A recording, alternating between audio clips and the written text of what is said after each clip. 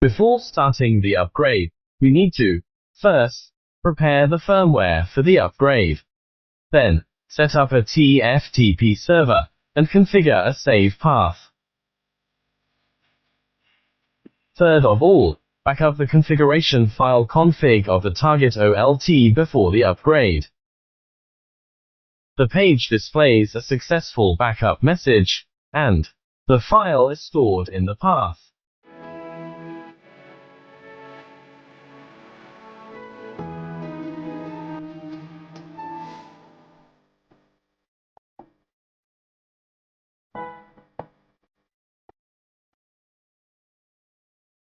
Next, proceed with the upgrade. Load the firmware that you want to upgrade. The lines display the start of the upgrade. The entire upgrade process will take 3 to 5 minutes. After waiting for the upgrade to complete, restart the system. After restarting, open a web browser.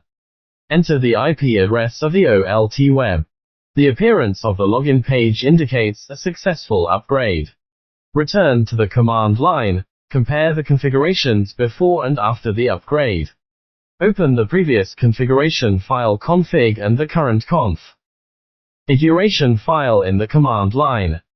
Operations personnel can compare the configuration information one by one.